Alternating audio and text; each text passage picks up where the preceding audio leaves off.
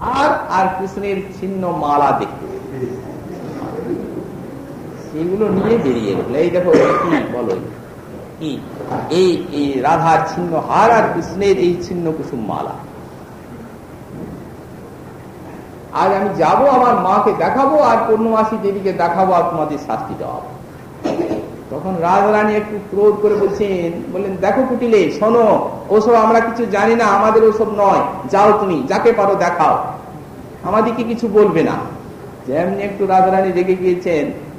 এখন রাধারানী তো সহসা কোনোদিন রাগেন না, ললিতা বিশাখা ইত্যাদি বরং একটু উত্তেজিত হন এদের সঙ্গে, খুব কোমল স্বভাব রাধা রাগেন না। এখন রাধা যখন রাগলেন তখন কুটিলার মনে হলো যে রাধা যখন রেগেছে তখন তার সঙ্গে এতগুলো আছে, তো এখন আমাকে না জানি কি বিপদে ফেলে, অতএব এখানে পালিয়ে যাওয়াই ভালো। একটু দূরে সরে গেল, পালিয়ে গিয়ে বলছে দেখো ফুলে থাকো, তোমরা ঘরে যাবে কিনা বলো।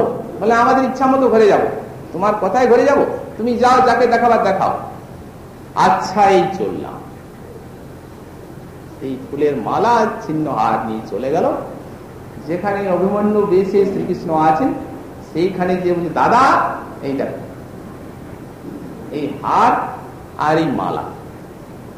বোন সেই রমণী লম্পটকে পেলে না, দাদা ও কিভাবে টের পেয়ে পালিয়ে গেছে, তার গন্ধ অবশ্য ওখানে পাওয়া যাচ্ছিল, কিন্তু কি করবো, সে পালিয়ে গেছে, তাকে পেলাম না।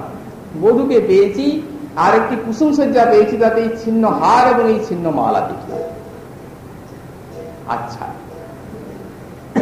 শোনো বোন, আজকে এর প্রতিকার না করলে কিন্তু আর উপায় নেই। দেখো আমার ভোরের বেলা একটা ব্রিজ হারিয়ে গেছিল, অর্থাৎ হলে যোজনা করতে যাব ব্রিজটা, সেই সময় ব্রিজটা পালিয়ে গেল। এখন সেই ব্রিজটাকে খুঁজবার জন্য খুঁজতে খুঁজতে এইখানে এসে তোমার সঙ্গে দেখা হয়েছে। ব্রিজ হারিয়ে গেল তাতে আমার দুঃখ নেই, কিন্তু এই আমার বধূর সঙ্গে যে রমণী লম্পটের এই সমস্ত ব্যবহার, এগুলি দেখে আমার হৃদয় জ্বলছে। দেখো আমি এখনই যাচ্ছি মথুরায়, আমার যে সখা গোবর্ধন মল্ল সে মথুরায় কংসের নিকটে থাকে, অতএব তাকে যে ধরবো এই বিষয়ে। আর বোন নিজের ঘরের কথা বলবো না, ঘরের কথা বলবো না, বলবো কি বলবো দেখো গোবর্ধন, তোমার স্ত্রী যে চন্দ্রাবলী আছে, গত রাত্রে বৃন্দাবনে এই চন্দ্রাবলীর সঙ্গে শ্রীকৃষ্ণের বিলাস হয়েছে, চন্দ্রাবলীর হার আর এই মালা আমি অনুসন্ধান করে এনেছি। এটা আমাদের ঘরের অপমান কেন করব? চন্দ্রাবলীর কথা বলবো, ওরই কথা বলবো, বেশি রাখবে। দেখো তোমার স্ত্রীর এই হার আর এই মালা শ্রীকৃষ্ণের সেই বিলাসী বলে তাকে উত্তেজিত করে, আর আমি সেখান থেকে অনেক পদাতিক আর অনেক অশ্বারোহী সেনা সব নিয়ে আসবো, তুমি বোন ঘরে যাও। মানে সেখানে যে একটু তাদের রাজপুরুষগণকে খাওয়াতে টাওয়াতে হবে, তো আমি মথুরার থেকে শীঘ্র আসছি। এখন বউকে কিছু বলবে না আমি না আসা পর্যন্ত, কারণ এখন যদি বলো তারা জেনে যায় ভিতরের কথা, কোথায় পালিয়ে দেবে। এখন কিছু তাকে বলবে না আমি না আসা পর্যন্ত। শিক্ষা দিয়ে তিনি কুটিলাকে পাঠিয়ে দিলেন। কুটিলা তো শিক্ষা নিয়ে এলো গৃহে, আর তিনি কোনখানে 3-4 ঘন্টা কাটালেন এইভাবে। তারপর এদিকে তো রাধারানী ললিতা বিশাখা ইত্যাদি স্বচ্ছন্দে যমুনা স্নান করে গৃহে চলে গেলেন। 3-4 ঘন্টা অতীত হওয়ার পর সেই অভিমন্যু বেশে যাচ্ছেন গৃহে। দরজার কাছে যে বলছেন মা বোন শোনো, এদিকে মথুরার থেকে আসছি, হয়ে গেছে কাজ, 100 পদাতিক আসছে, 10 জন অশ্বারোহী আসছে, নন্দকে ধরে নিয়ে যাবে আর ওই ছেলেকে ধরে নিয়ে যাবে, নিয়ে যেয়ে নন্দকে আর ওই ছেলেকে কারাগারে দিবে, আর ছাড়বে না কোনোদিন। এই যেমন উৎপাতের ছেলে সেই অনুসারে বাবাকে এখন দণ্ড ভোগ করতে হবে। অতএব দেখো আমি একটা খবর পেয়েছি এই যে আমার বেশ ধারণ করে ও বেটা যখন ওখানে পদাতিকরা এসে গেল না, তখন আমার বেশ ধারণ করে আর আমার ঘরে লুকাতে আসছে। কারণ সে বেটা জানে যে এই আমার ঘরে সেনা পদাতিক ইত্যাদি কেউ আসবে না, জানে এখানে লুকাবে না, এটা তার বিরোধী ঘর। অতএব বিরোধী ঘরে তো কেউ লুকাতে যায় না। এই জন্য করেছি কি, এখানে তো আর সব জায়গায় তাকে খুঁজলেও এখানে পদাতিকগণ খুঁজতে আসবে না, কারণ এটা বিরোধী ঘর। এই জন্য এই জায়গায় লুকাবার জন্য সে আমার বেশ ধারণ করে আসছে। অতএব যাও তোমরা ওই উঁচু জায়গায়, ওই যে অট্টালিকার উপরে ঢিল ইট পাটকেল নিয়ে থাকো, ও বেটা এলে ইট পাটকেল দিয়ে তার মাথা ফাটবে, ঘরের মধ্যে প্রবেশ করতে দেবে। আর জানো তো ও বেটার গন্ধ পেলে তোমাদের বধূ ছটফট করতে থাকে। অতএব আমি নিচের ঘরে তোমাদের বধূকে আটকে রাখছি, তোমরা উপরে থাকো, ওকে দেখ। এই বলে কৃষ্ণ নিম্নে চলে গেলেন। সেখানে রাধারানী ললিতা বিশাখা আদি সহিত সেখানে শ্রী যুগলের মধুর বিহার নিচেই হচ্ছে। আর উপরে ওই কৃষ্ণ আসছে বলে অভিমন্যু বেশে জটিলা আর কুটিলা ঢিল নিয়ে বসে আছে। এখন এই যে ক্রূরা, এই ক্রোধের দ্বারা, কুটিলতার দ্বারা, এই ক্রোধের দ্বারাই লীলাসের পুষ্টি হচ্ছে। তো সপ্রকাশ লীলা গোস্বামী পাদগণ হৃদয়ে স্ফূর্তি প্রাপ্ত হয়েছেন। এই জন্যই এদের ভিতরে লীলাশক্তি ক্রোধ রেখে দিয়েছে। তারা হলে রাধারানীকে দেখি কি কারো ক্রোধ থাকে? কারণ সাক্ষাৎ প্রেমের মূর্তি, অতএব ওখানে ক্রূরতা থাকতে পারে না। কিন্তু ক্রূরতাটি রেখে দিয়েছে রস, সাক্ষাৎ শৃঙ্গার রস। এই পরকীয় লীলা রসটিকে নানাভাবে বৈচিত্র্য সম্পাদন করে পুষ্ট করার জন্য সেখানে থেকে তারা লীলা রসের তরঙ্গে ভাসছেন, কত কৌতুকানন্দে ভাসছেন। কেমন ভোরের বেলা আমাদেরকে যে আর মকর স্নানে ধরবে। এখন দেখো কি হলো, কত কত পরিহাস রসের আস্বাদন করছেন কৃষ্ণ তাদের সঙ্গে। ওদিকে বাথানের থেকে অভিমন্যু আসছে, বেচারা কিচ্ছু জানে না। এই বেটা সেইখান থেকে কুটিলা দাঁড়া, একজন ঢিল তুলেছে। আর এখন আমার দাদা সেইখানে যে আর তোদেরকে বাঁধবার জন্য, তোকে আর তোর বাবাকে দিকে বেঁধে নেওয়ার জন্য মথুরার থেকে পদাতি কিনেছে বলে আমার দাদার বেশ ধারণ করে বেটা এইদিকে আসছে। দেখে দি যখন ইট পাটকেল তুলছে, অভিমন্যু মনে করছেন আমার বাবাও নেই, আমার অগ্নি বলে কি আমার তো বাবা নেই, আর তোর বাবা ইত্যাদি ইত্যাদি বলছে। অগ্নি তো বড় ভূত লেগে গেল, কারণ ভূত না হলে তো এরকম কথা কোনোদিন আমার বোন বলে না। যেহেতু যখন ভূত লেগে গেল তখন ভূতের ঘরে না যে এখন ভূতের ওঝার কাছে যাওয়াই ভালো। আরো হয়তো কি কি বলবে বিশ্রী কথা আমার বোন, তখন সে স্থানের থেকে তিনি অন্য মনস্ক হয়ে ভূতের ওঝা খুলবার জন্য অন্যত্র চলে গেলেন। এদিকে শ্রী শ্রী যুগল অপূর্ব লীলা কৌতুকে এইভাবে নিম্নের গৃহে সখীগণ সঙ্গে নিমজ্জিত হয়ে গেলেন। এখন এই যে ক্রূরতা, এই ক্রূরতার হচ্ছে এগুলি ফল। এটি যদি না থাকে লীলাশক্তি এইরূপ রস পুষ্ট করতে পারবেন না। এই জন্য রাসু কোন সময় শ্রী রাধারানী এইরূপ নিজের অঙ্গের চিহ্নকে গোপন করেন। আজ কিঙ্করি করছেন তো এটা একটা সেবা, প্রণয় রসপুষ্ট সেবা। কোন সময় রাধারানীও সেই অঙ্গের যে সম্ভোগানকে গোপন করে নিজের কাছে। মহাজন বলেছেন একদিন এইভাবে শ্রী রাধারানী সকালবেলায় যমুনায় গেলেন, সারাদিন কেটে গেল। শ্রী রাধা মাধবী বিলাসে সন্ধ্যার সময় এসেছেন। ননদিনী নানা প্রকার তিরস্কার কথা বলছে। তখন রাধারানী বলছেন, ননদিনী ও তোর কুবল সহিতাম নারী, ননদিনী রস বিনোদিনী ও তোর কুবল সহিতাম নারী, তোমার এই কথা, এই খারাপ কথা সহ্য করতে পারি। তখন কুটিলা বলছে, ঘরের ঘরণী জগত মোহিনী, তুই প্রত্যুষে যমুনায় গেলি, দিবা অবশেষ নিশি পরবেশ, বল কিসে বিলম্ব করিলি? সকাল বেলায় যে তুই যমুনায় গোলান্তে গেলি, সারাদিন গেল, সন্ধ্যা হয়ে গেল, কেন দেরি করলি বল? রাধারানী উত্তর দিচ্ছেন, প্রত্যুষ বেহানি কমল মুদনী কমল পুষ্প তুলিবারে গেলুম। কমল মুদনী ভ্রমর পুষ্প তুলিবারে গেলুম। প্রত্যুষ বেহানে সকালবেলা যখন যমুনায় গেলাম তখন দেখছি ফুল ফুটে আছে, কমল ফুল। তখন সেই ফুল তুলবার জন্য গেলাম। যেমনি ফুল তুলবার জন্য গিয়েছি তেমনি পুষ্প তুলিবারে কমল মুদনী ভ্রমর দংশনে মইলুম, তেমনি ওই যে কমলের মধ্যে বেলা উদনে দিকে বেলা উঠছে। আমি তো বুঝতে পারি না যে কমলের ভিতরে ভ্রমর লুকিয়ে আছে। রাত্রে সন্ধ্যা যখন হয় তখন কমল মধুপান করে, আর তারপরে সেই ধীরে ধীরে ধীরে ধীরে কমলিনী সংকুচিত হয়ে যায়। ওই মধুপানের লোভে ভ্রমর আর পালাতে পারে না, ভিতরে থেকে যায়। এখন সেই কমলিনীর গর্ভকোষে ভ্রমর ছিল। যেমনি কমলিনীটিকে তুলতে গিয়েছি বেলা উঠছে, বেলা উদনী কমল মুদনী ভ্রমর দংশনে মইলুম।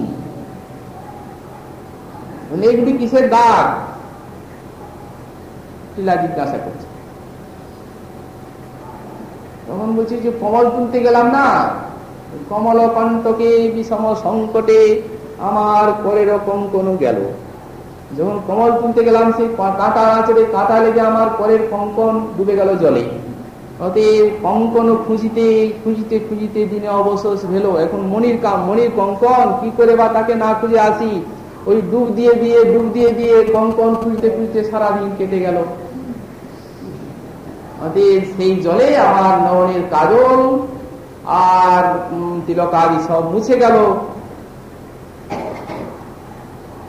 এই জন্যই তুমি আমার এইরূপ অবস্থা দেখতে পাচ্ছ।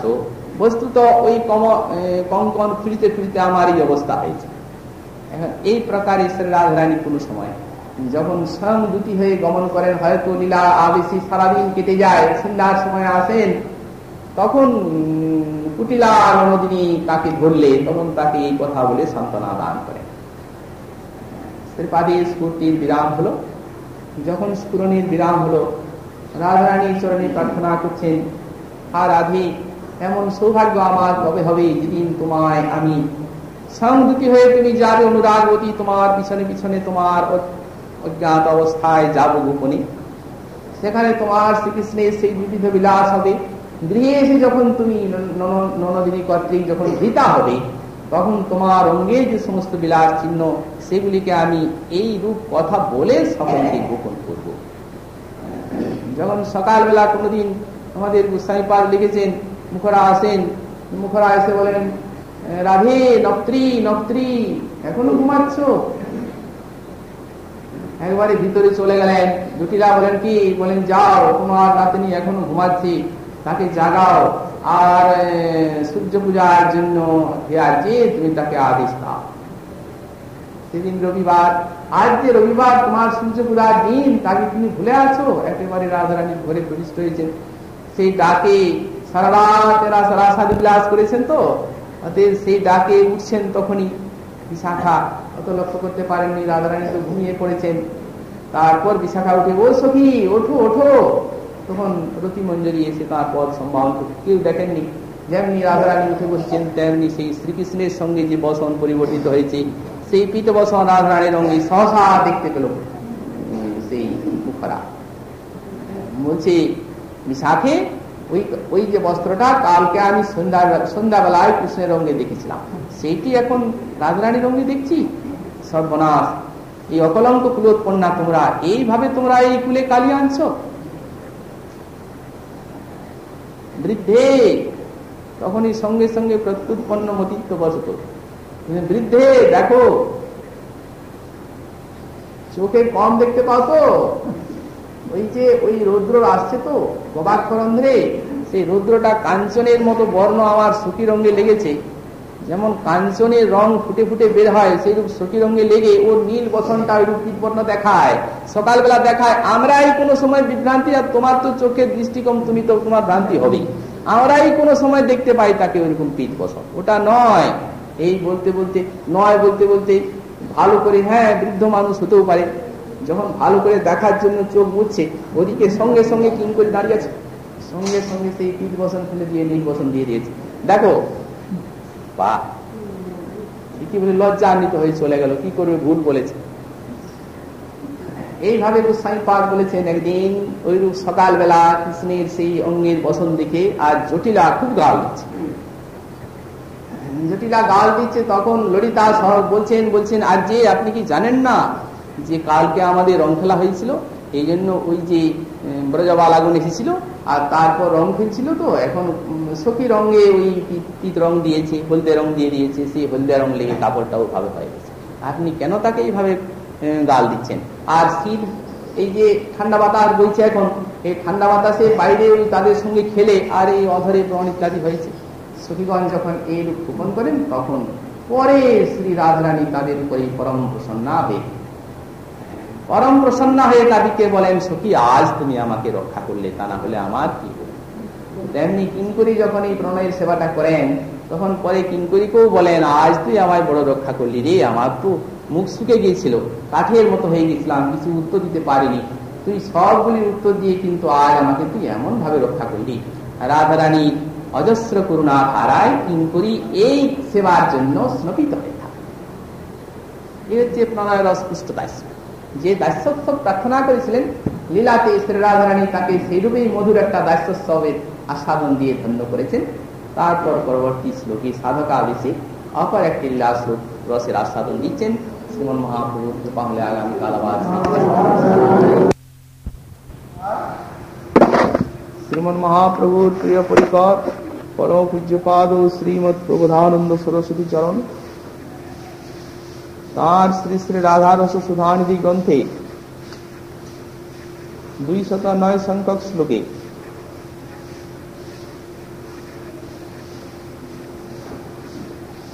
স্বরূপাবিষ্ট দশায় শ্রী শ্রী রাধা মাধবের কোন লীলা বিশেষ অনুভব করতে বললেন। পাতং পাতং পদকমলয় কৃষ্ণ ভিঙ্গেন তস্যাস মেরা সেন্দুর মুকুলিত কুচত দ্বন্দ্ব হেমারবিন্দম ইত্বা বক্ত্রাম ভুজমতিরসাৎ নুন্নমন্ত প্রবিষ্টুম মত্যাবেশাৎ নকর শিখয়া পট্টমানং কিমিক্ষে।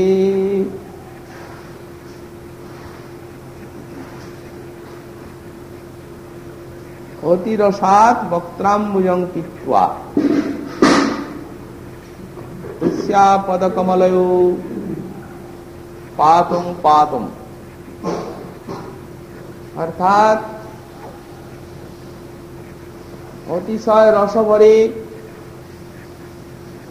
শ্রী শ্রী রাধারানীর বক্ত্রাম্বুজ বদন কমল জাত যে অধরামৃত রূপ মকরন্দ রস, সেই মকরন্দ আস্বাদন করে করে এবং তস্যা পদকমলয় পাতং পাতং, তার চরণ কমলে বারবার নিপতিত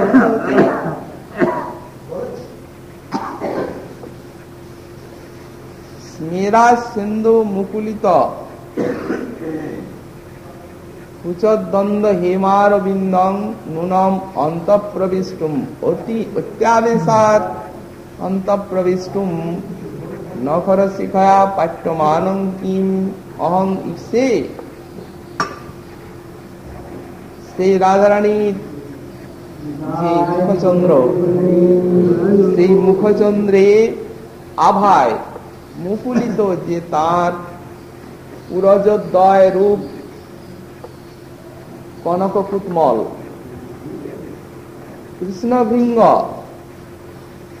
সেই কনককুটমলের অত্যন্ত আবেশবশত সেই কনককুটমলের অভ্যন্তরে যে মকরন্দ নিহিত আছে তাহা আস্বাদন করার জন্য নখর শিখয়া পাট্যমানং অতি আবেশ ভরে নখর শিখার দ্বারা তাহা বিদীর্ণ করার চেষ্টা করিতেছেন। আমি কি এইরূপ লীলাময় শ্রী যুগলকে দেখতে পাব? পূর্ব শ্লোকের ব্যাখ্যার আমরা গতকাল আস্বাদন করেছি।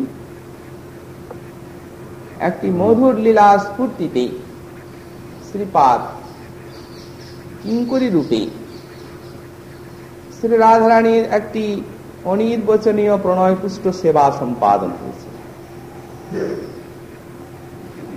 অর্থাৎ স্বয়ং দূতি শ্রী রাধারানীর শ্রীঅঙ্গের যে সকল বিলাস চিহ্নাদি কিঙ্করী স্বীয় অপূর্ব প্রতিভার দ্বারা বিরোধী পক্ষ যে কুটিলা তার নিকট নানা কারণ দেখিয়ে শ্রী রাধারানীর এই সমস্ত বিলাস চিহ্নকে গোপন করেছেন। সাধককেও এই সমস্ত সেবা এদের আনুগত্যে এদের নিকট শিক্ষা করে নিতে হবে। এই জন্যই শ্রীল ঠাকুর মহাশয় বলেছেন, এই সব সেবা যার দাসী যেন হই তার, অনুক্ষণ থাকি তাদের সঙ্গে। এই সব সেবা যে সকল মঞ্জরি গণিত, তাদের দাসী হয়ে নিরন্তর তাদের চরণ সান্নিধ্যে থাকতে হবে। আমাদের নিজের চিন্তা এই বিষয়ে ভালো নয়, তাদের চিন্তাধারায় যেন আমাদের চিন্তাটি উন্নীত হয়ে শ্রী রাধারানী সেবা কর্মে নিযুক্ত থাকে। এই হচ্ছে আচার্য পাদগণের শিক্ষা। এখন সাধক এই সমস্ত বাণী শ্রবণ কীর্তনে তাদের সান্নিধ্য লাভ করার সৌভাগ্য পাবে। অসাধারণ রসিক ভক্ত তারা যা আস্বাদন করেছেন তাই সমস্ত গ্রন্থে শ্লোকাকারে তারা নিবদ্ধ রেখেছেন। অতএব এই সমস্ত গ্রন্থের আস্বাদন করাই হচ্ছে তাদের যথাযথ সঙ্গ লাভ। কারণ তাদের অন্তরের যে হার্য বস্তু, সেই হার্য বস্তুই তো এতে তারা রেখেছেন। এই জন্য এই সমস্ত অলৌকিক বাণী শ্রবণ করে ভক্ত মহানুভাব বুঝতে পারেন যে এই সমস্ত অক্ষর এই জগতের নয়, সবই অনুভবময় বাণী। মুনি বাণীর থেকে বেশ শ্রেষ্ঠ করো, সাধকের চিত্তে শ্রবণ কীর্তনের দ্বারা এদের আনুগত্যের সিদ্ধি ঘটাবে। মহতের ভাব ভাবিতে ভাবিতে তদ্ভাবে হবে সর্ববিস্মরণ, অন্তর্বাহ্যে তবে একাকার হবে, তখন মহৎ ভাবে রস হবে আস্বাদন। শ্রীপাদ সেবাটি করার পরেই স্ফূর্তির বিরাম হয়ে যায়। যখন স্ফুরণের বিরাম হলো তখন রোদনের সহিত প্রার্থনা করলেন বিরহ ভরে যে আমি শ্রী রাধারানীর সেই শ্রেষ্ঠ সঙ্গজনিত যে বিলাসাদি চিহ্ন তার ক্রূর পক্ষের নিকট কবে এইভাবে গোপন করব।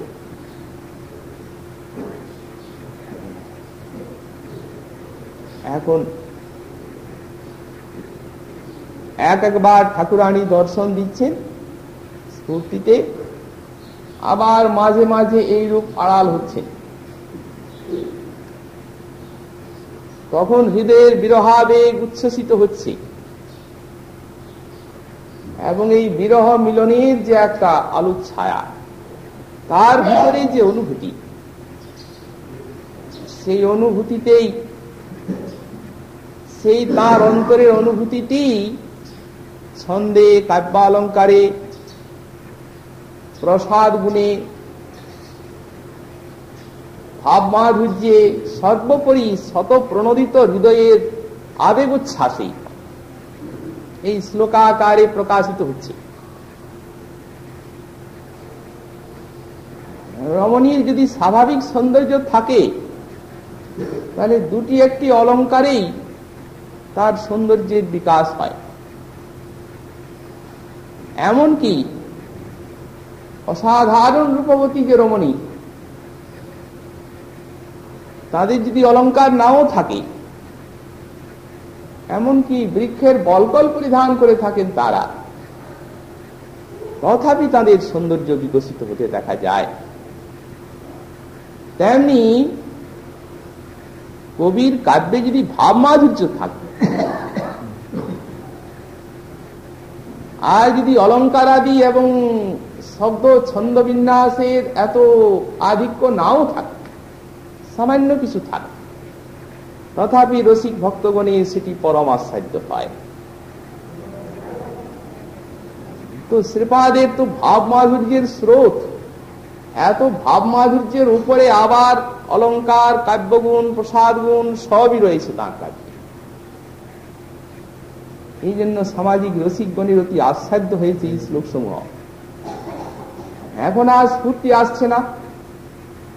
যখন স্ফুরণ আসছে না, সেই যে লীলাতে যখন শ্রীযুগলের মিলন সম্পাদিত হয়,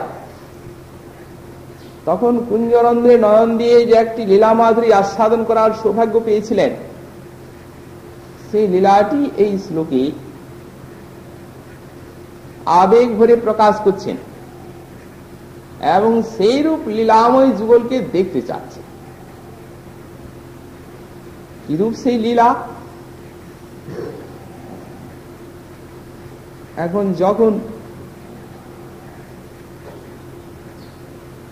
পরস্পরের যে বাম্যভাব বিদূরিত হলো, রাধারানীর বাম্যভাব বিদূরিত হওয়ার পর কুঞ্জে কিঙ্করী মিলন করালেন যুগলকে, তখন দোহে দোহা দর্শনে উলসিত ভেল, আকুল অমিয়া সাগরে ডুবি গেল, দুহু জন নয়ন হল জব থির, দুহু মুখ দুহু হেরি ধর কত নির, করে ধরি রাই লই বসান বামে, পিতবাসে মোহ ছই রাই মুখ ঘামে, অপরূপ রাধা কান বিলাস, আনন্দে হে রই গোবিন্দ দাস। যারা নয়ন কুঞ্জরন্ধ্রে নয়ন দিয়ে যারা দেখছেন তারাই পরম ভাগ্যবতী, সেই সকল কিঙ্করী। কি অপূর্ব মাধুরী লীলা কিঙ্করী দেখছেন, অতি রসাৎ বক্ত্রাম্বুজং পিত্বা। শ্রী রাধারানীর বদন কমল সুধা আস্বাদন করছেন গোবিন্দ, তার অধরামৃত অতি রসাবেশী। এই যে অতি রসাদ শব্দটি দিয়েছেন, এর তাৎপর্য হচ্ছে এই যে যিনি আস্বাদন করছেন তিনি সাক্ষাৎ রসবন বিগ্রহ, এবং তার যে নিজের অধরামৃত রস সেটি যে মহাভাবতী ব্রজসুন্দরীগণকে কোন দশায় পণ্ডিত করেছে। যখন রাস রজনীতে শ্রীকৃষ্ণ উপেক্ষা বাণী বললেন সব গোপ সুন্দরীগণকে, শতকোটি গোপবালা, সকলের মনেই এক প্রকার চিন্তাধারা চলছে। তখন এক প্রকার গোবিন্দ মাধুরী আস্বাদনের আবেগ, উৎকণ্ঠা, উচ্ছ্বাস, পিপাসা। বলছেন কি, সিঞ্চাঙ্গনস্তদরামৃতপুর কেন হাসাবলোক কলগীত জরিচ্ছয়াগ্নি, নচেদ বয়ং বিরহজ্জাগ নুপযুক্ত দেহা, ধ্যানেন জাম পদয় পদবীম সখেতে। এ সখী, তোমার যে মৃদু মধুর হাসি এবং তোমার যে মুরলীর তান এবং তোমার মুখের যে মাধুরী, এগুলি দর্শন এবং শ্রবণ করে আর আমাদের হৃদয়ে যেমন একটা অগ্নিময় দাবানলির জ্বালার সৃষ্টি হয়েছে। এই দাবানলটি তুমিই জ্বেলেছ। গোপসুন্দরীগণ বলছেন, কৃষ্ণ উত্তর দিচ্ছেন, যেন গোপসুন্দরীগণ তোমাদের তো কোনো যে অনল জ্বলছে তা তো আমি দেখতে পাচ্ছি না, তবে যদি আমার অজ্ঞাত সারে তোমাদের হৃদয়ে কোনো অনল জ্বলেই থাকে, তাহলে এতক্ষণ আমায় না বলে যদি এই সুশীতল যমুনা নীরে তোমরা অবগাহন করতে, তাহলে তো এই অনল নির্বাপিত হয়েছে। বললেন, হে সুশীতল যমুনা নীর, একটা যমুনা নয়, লক্ষ লক্ষ যমুনার সত্যি আমাদের এই অন্তরে প্রজ্বলিত অগ্নির জ্বালা নিভবে না। একে নেবাতে গেলে অমৃত চাই। কৃষ্ণ বলছেন, দেখো তাহলে অরণ্যে রোদন, কারণ আমি মানুষ, অমৃত আছে দেবলোকে, আমি এখানে অমৃত কোথায় পাবো? তাহলে তোমাদের আর সে অনল নেবার আমার শক্তি নেই। বললেন, ওহে না না, সারা স্বর্গের অমৃতকে উজাড় করে আনলেও আমাদের এই অনল নিভবে না। যে অমৃতে আমাদের এই অনলটি নিভবে সে অমৃত তোমারই কাছে, আমার কাছে। বলে, হ্যাঁ, সে অমৃত তোমারই কাছে। যেখানে এই রোগের সৃষ্টি, সেই ঔষধেই এই রোগের নিবৃত্তি। সিঞ্চাঙ্গনস্তধরামৃতপুর কেন, তোমার অধরামৃত রসমাধুরীর দ্বারা আমাদের এই প্রজ্বলিত দাবানলকে তুমি সিঞ্চন করো, নিভে যাবে। একবার দুইবার নয়, বারবার। যখন আবার গোপী গীতিতে তার জন্য কাঁদছেন, তখন আবার সে অধরামৃতের মাধুর্যের স্ফূর্তি হয়েছে, অধরামৃতের গুণ বর্ণন করে যাচ্ছেন। সুরতবর্ধনম শোকনাশনম সরিত বিনুনা সুষ্ঠুচুম্বিতম ইতর রাগ বিস্মারণং নিনাং বিতর বীরনস্তে ধরামৃতম। অন্য কোন উপায়েই আমাদের এই হৃদয় রোগ সারবে না। হে বীর, দান বীর, দয়া বীর, করুণায় জন্মাচ্ছেন। বীর বলছেন হে বীর, গোস্বামীপাদ ব্যাখ্যা করছেন তুমি দান বীর, তুমি দয়াবীর। কতবার ব্রজবাসীগণ নানা আপদ বিপদে যখন মুমূর্ষ হয়েছে, তখন তো তুমি তাদেরকে নানা বিপদের থেকে রক্ষা করেছ। আজ যে আমরা শতকোটি গোপবালা প্রাণে মরে যাচ্ছি, আমাদের দিকে কি একটুখানি দয়া দৃষ্টিপাত করবে না? দেখো, তোমার এক বিন্দু অধরামৃতের কাঙালিনী আমরা, যা সুরতবর্ধনম শোকনাশনম। গোস্বামীপাদ সুরতবর্ধনম মানে প্রেমময় তৃষ্ণাং বর্ধয়তি সুরতবর্ধন। প্রেমময় তৃষ্ণাকে বাড়ায়, সমস্ত শোককে নাশ করে থাকে। এমনকি ইতররাগ বিস্মারণং নিনাম কিমুত নারী নাম। গোস্বামীপাদ ব্যাখ্যা করছেন নিনাম কি, অর্থাৎ নর সমূহে পর্যন্ত কৃষ্ণের অধরামৃত ইতর রাগকে বিস্মারণ করে থাকে। বলছেন নর পর্যন্ত। এখন ব্রজ সুন্দরীগঞ্জ যেভাবে কৃষ্ণের অধরামৃত আস্বাদনের সৌভাগ্য পান, সেভাবে কোন নর পেতে পারে? তাদের তো সাক্ষাৎ ভাবে মধুর রসের আস্বাদন। আর নর যখন পাবে, তখন কৃষ্ণের প্রসাদ পাবে, তার প্রসাদ। সেই প্রসাদে অধরামৃত রস নিষিক্ত থাকে,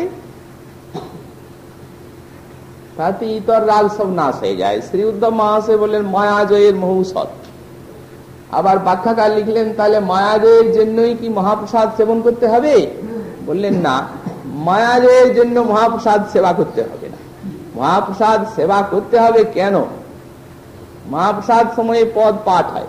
শ্রী বিশ্বনাথ চক্রবর্তী পাদ বলেছেন মহাপ্রসাদ সেবনটি আমাদের একটা ভজন, বড় ভজন। খাওয়া পড়া সবকে ভজনের অন্তর্ভুক্ত করে নিয়েছেন পরম বিজ্ঞ বৈষ্ণবগণ। মহাপ্রসাদ সেবাটি কিরূপে ভজন হলো? ভজনই অনুভবময় ভক্তের জীবনধারা। তিনি যখন মহাপ্রসাদ সেবা করছেন, তখন মনে করছেন কি, আহা, আমার প্রভু এই বস্তু খেয়ে কত আনন্দ পেয়েছে। এই যে প্রভুর আনন্দটি, সেই আনন্দটি অন্তরে যাচ্ছে। প্রভুর যে আনন্দটি, প্রভু এই বস্তু খেয়ে যে আনন্দ পেয়েছেন, সেই আনন্দটা অন্তরে যাচ্ছে মহাপ্রসাদটি খেয়ে। নিজের জিহ্বা তৃপ্তির দিকে লক্ষ্য নেই তার,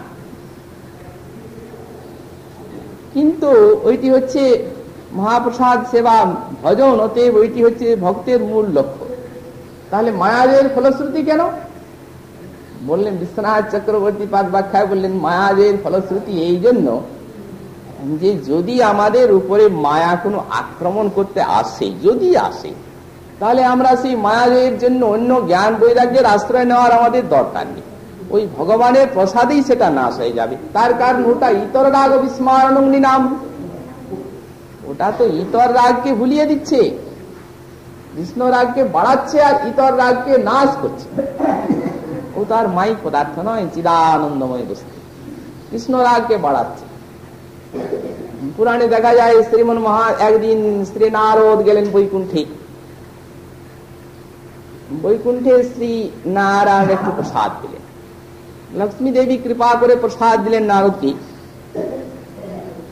খেয়ে এত আনন্দ হলো যে নাচতে নাচতে সেই আনন্দের অভিব্যক্তিতে শিবলোকে এলেন। শ্রীমন ভগবান মহাদেবের কাছে খুব নাচছে।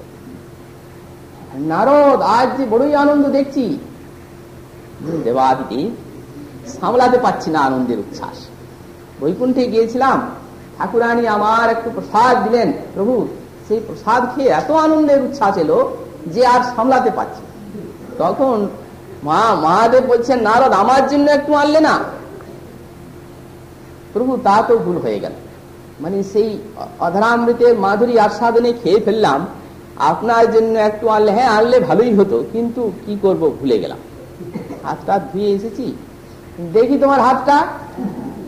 হাত দেখছেন একটা নখের কোনায়, ঋষি দাড়ি টাড়ি আছে তো, লম্বা লম্বা নখ আছে, সেই নখের কোনায় একটু এক ক্ষুদ্রতম কণিকা সেই মহাপ্রসাদ লেগে আছে।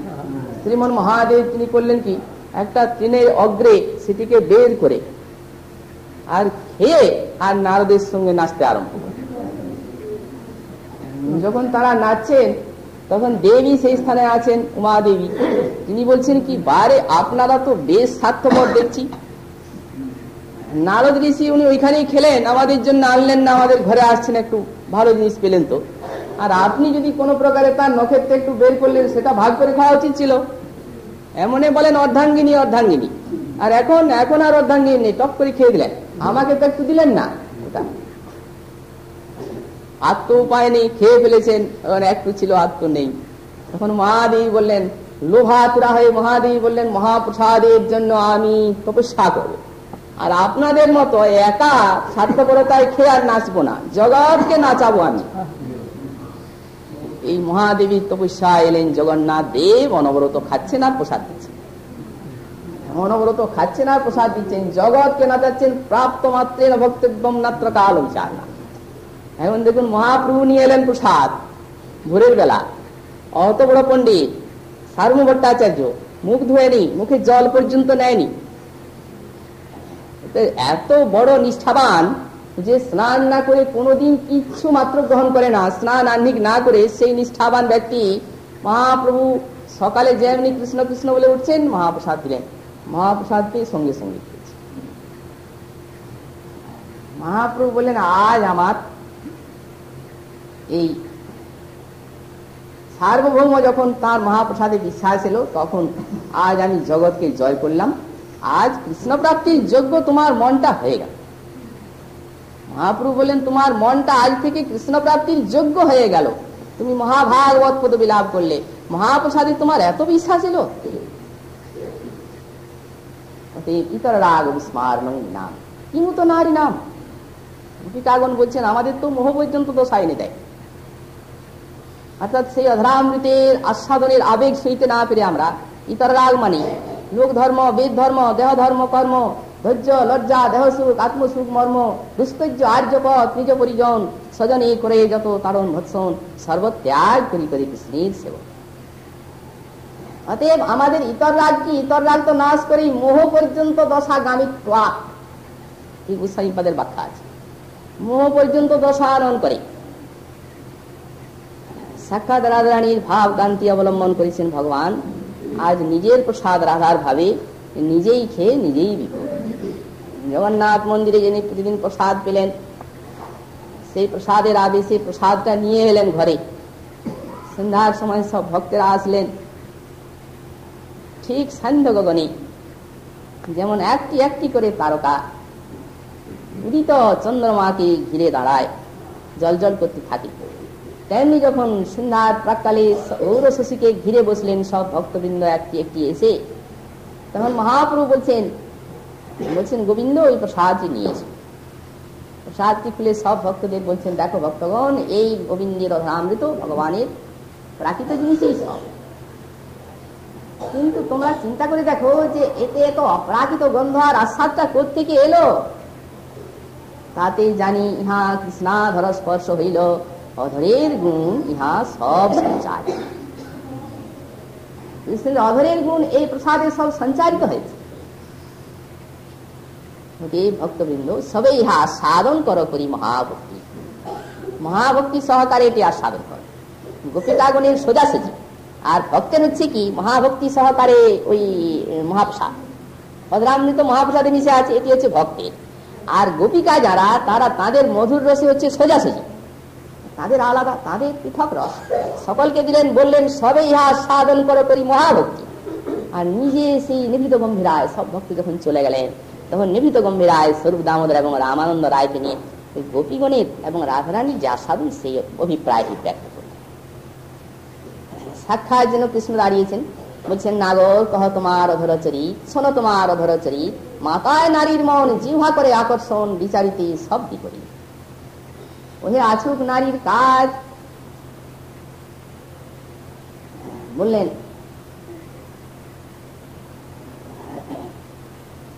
বিচারিত সব বিপরীত। এখন নারীর কাজ দূরে থাক, পুরুষে করে আকর্ষণ, আপনা পিয়াইতে মন অন্য সব রসপা ছড়ায়, পুরুষে পর্যন্ত আকর্ষণ করে, পুরুষের কথাও দূরে থাক। অচেতন সচেতন করে তোমার অধর বড় বাজিকর, তার দৃষ্টান্ত এই তোমার বেনু শুষ্কেন্ধন, তার জন্মায় ইন্দ্রিয় মন, তারে আপনা পিয়ায় নিরন্তর। আর অধরামৃত সেই বলে, সেই সুরে সঞ্চারিয়া সেই বলে আকর্ষে জগত মন। আমরা যদি ধৈর্য ধরি, রহি ধর্ম ভয় করি, তবে আমায় করে বিড়ম্বন। গোপীগণ মনে করেন কি যে বেনুর এই এত আকর্ষণী শক্তি হবে না, কৃষ্ণের অধরামৃতটিরই আকর্ষণী শক্তি সব গোপীকে টানছে। অধরামৃতের এত শক্তি যে বেনুর রন্ধ্রে সেই অধরামৃত প্রকাশিত হয়ে গোপীগণের নিবি খসায় গুরু আগে, ধৈর্য ধর্ম করায় ত্যাগে, বলে ধরি যেন কেসে ধরি যেন লইয়া যায়, আনি করে তোমার বাসি শুনি লোকে করে হাসি, এই মতো নারীরে না যায়। শুষ্ক বাঁশের কাঠি খান করে এত অপমান, এই দশা করিলে গোসাই না কহি কি রহিতে পারি, তবু কহি ধৈর্য ধরি, চোরার মাকে ডাকি কাঁদিতে নাই। চোরের মাকে উচ্চ ঈশ্বরে কাঁদতে নেই। তোমার অধরামৃতে আমাদের সেই অবস্থা আনন্দ করেছে, বলবারও কারো কাছে উপায়। এই হচ্ছে গোপীগণের আস্বাদনের প্রকার। যার অধরামৃতের এত অভূতপূর্ব শক্তি, আজ সেই তিনি অতি রসাদ অর্থাৎ পরম আস্বাদন ভরে শ্রী রাধারানীর অধরামৃত রসমাধুরী আস্বাদন করেছেন। গোস্বামীপাদ সেই লীলাটি স্মৃতিতে বলছেন, অতি রসাদ বক্ত্রাম্বুজং তিক্ত্বা। শ্রী রাধারানী অত্যন্ত রসভরে বক্তাম্বুজ পান করত। এর দ্বারা শ্রী রাধারানী যে সেই অধরামৃত রস, তার যে প্রভাব বা মহিমা কত বেশি সেইটি অনুমেয়, অর্থাৎ সাক্ষাৎ মাদন রস তাতে অভিব্যক্ত। এই মাদনাক্ষ মহাভাবের আস্বাদন বলেই অপ্রাকৃত নবীন মদনের এত আস্বাদন হচ্ছে। অতি রস, অতিশয় রসভরে সেই রাধারানীর বক্ত্রাম্বুজং পিত্বা পাতং পাতং পদকমলয় তস্যা পদকমলয় পাতং পাতং। সেই বক্ত্রাম্বুজ পান করে কৃষ্ণ ভিঙ্গ রাধারানীর চরণী বারবার বারবার করছে। যেমন কোন একটা ভিঙ্গ, কৃষ্ণ ভিঙ্গেন শব্দ আছে, যেমন কোন একটা ভিঙ্গ সে যখন কমলিনীর মকরন্দ যথেষ্টরূপে আস্বাদন করলো, যথেষ্টরূপে আস্বাদন করে তারপরে কমলিনীর উপরে বারবার পড়তে থাকে, মত্ত হয়ে পড়ে তো বারবার পড়তে থাকে। তো বললেন তেমনি কৃষ্ণ ভিঙ্গ ইনি শ্রী রাধারানীর বক্ত্রাম্বুজং কীর্তয়া, রাধারানীর অধরামৃত রস আস্বাদন করে প্রমত্ত হয়েছেন। প্রমত্ত হয়ে তস্যা পদকমল, তার চরণ কমলে পাতং পাতং বারবার পতিত হচ্ছেন, পুনঃ পুনঃ পতিত হচ্ছেন তার চরণ কমলে। এবং স্মেরাজ সিন্দুর মুকুলিত কুচদ্বন্দ হেমার বিন্দম ইত্যাদেশাৎ নখর শিখয়া পাট্যমান। আর রাধারানীর যে মুখচন্দ্র, সেই মুখচন্দ্রের আভায় মুকুলিত হয়েছে যে উরজ রূপ স্বর্ণকুটমল। কৃষ্ণ ভৃঙ্গ, কোন একটা ভৃঙ্গ যেমন কোন ভ্রমর খুব মধুপান করে, কমলের মধুপান করে যখন মেতে যায়, তখন কমলের কাছেই তো সেই কমল কলিকাগুলো আছে, কুটমল যাকে কমল কলিকা বলা যায়। এখন ভ্রমরটা কমল কলিকার ভিতরে যে মকরন্দ আছে সেটা তো আর আস্বাদন করতে পারছে না। কমলের ভিতরের মকরন্দটা আস্বাদন করলো, কিন্তু কমল কলিকার ভিতরে যে মকরন্দ আছে সেটা তো আর আস্বাদন করতে পারছে না। তখন ওর মনে হয় কি যে এই কমল কলিকায় বোধ হয় অনেক মকরন্দ আছে, এই জন্য কমলিনী এটাকে বন্ধ করে, যেটাতে কম আছে সেটা খুলে দিয়েছে, আর যেটা বেশি আছে সেটাকে বন্ধ করে রেখেছে। অতএব তখন তার লোভ হয়, যে জিনিসটা আমরা দেখতে পাই না সেটাতে তো একটা বেশি রকম আসক্তি বা লোভ জাগে, বলছে ওটাতে কত আছে মকরন্দ। তখন ভিঙ্গটি করে কি, তখন সেই কমলিনীর যে কুটমল বললেন সেই কমল কলিকাকে বিদীর্ণ করার জন্য চেষ্টা করে, ওর গর্ভের মকরন্দ পানের আশায় কমলিনীকে বিদীর্ণ করার চেষ্টা করে। তো বলছেন তেমনি শ্রী রাধার মুখচন্দ্রের আধায় মুকুলিত যে তার উরজ কুটমল শ্রীকৃষ্ণ ভিঙ্গ, তাকে নখর শিখায় আকাট্যমান, নখর শিখার দ্বারা বিদীর্ণ করে ভিতরের মকরন্দ সাধন করার চেষ্টা করছে। কত বিরাট অনুভূতি, নিবিড় বিলাস, প্রেম এবং সচ্চিদানন্দের মিলন মাধ্যম। যেহেতু আস্বাদন করতে গেলে রাধা কিঙ্করীর ভারটি অবলম্বন করা চাই, প্রাকৃত জড়ীয় কোনো ভাব নেই, এই বস্তু আর সাধন করা যাবে না। কিঙ্করী ভাব যদি আসে, রাধারানী তখন যেন দূরের থেকে তাকে ডাকে। রাধা কিঙ্করী যেন ঈশ্বরীর করুণার ডাক শুনতে পান, যেন হাত ছাড়ি দিয়ে ডাকছে। এই যে একটা অনুভব, সেই অনুভবে সাধকের বিশ্বগুল হয়ে যায়। আমি রাধা কিঙ্করী, এই আস্বাদন, এই অভিমান কত যে মধুর, কত মঞ্জুল, কত আস্বাদনময় অবস্থা, যা লাভ হয়েছে তিনি জানেন, ব্যাখ্যা করে বোঝানো যায় না। আমাদের গোসাই পাদ বললেন যেমন মুখার সাধনবৎ, অর্থাৎ বোবা আস্বাদন করেছে, রসগোল্লা খেয়েছে, বোবাকে যদি জিজ্ঞাসা করা যায় কেমন লেগেছে, তো কি হতো বাড়ি নাই, যেহেতু আর কি বলবে, তখন আকার ইঙ্গিতে ওই আস্বাদনটা কিছু ব্যক্ত করার চেষ্টা করবে।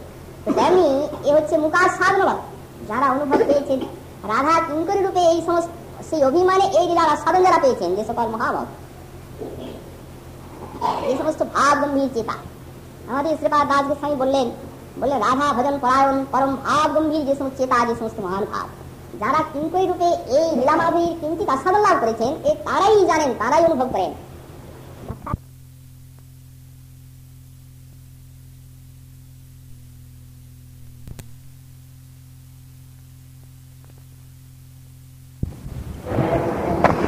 শ্রীমন মহাপ্রভুর প্রিয় পরিকর পরম পূজ্যপাদ ও শ্রীমৎ প্রবোধানন্দ সরস্বতী চরণ আর শ্রী শ্রী রাধা রস সুধানিধি গ্রন্থে 211 সংখ্যক শ্লোকে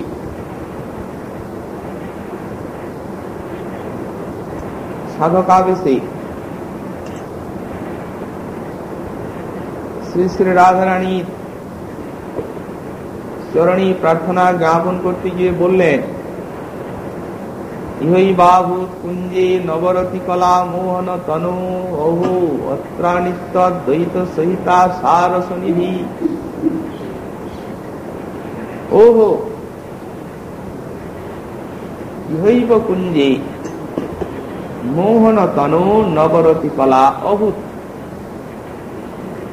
অর্থাৎ এই কুঞ্জেই মোহনাঙ্গী শ্রী রাধার নবরতি কলার অনুষ্ঠান হয়েছে। অত্রা নিত্য দ্বৈত সহিতা সারসনিধি, রসনিধি শ্রী রাধা, অত্র দ্বৈত সহিতা অনিত্য।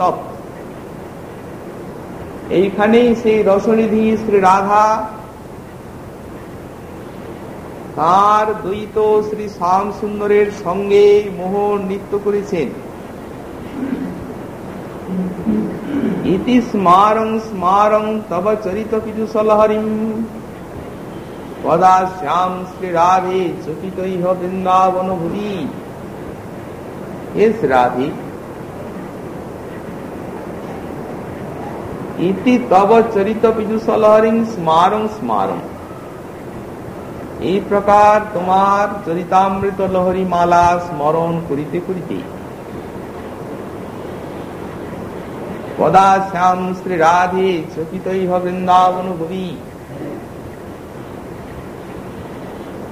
কবে আমি চকিত ভাবে এই শ্রী বৃন্দাবনে বাস করব।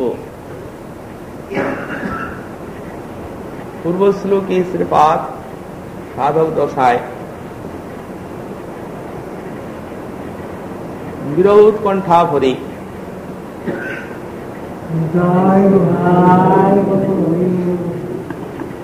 চিত্তের বিক্ষেপে শ্রীবৃন্দাবনের বনে বনে যমুনার তটে তটে তটে শ্যামকুণ্ডে রাধাকুণ্ডে শ্রীগিরিরাজ গোবর্ধনে সর্বত্র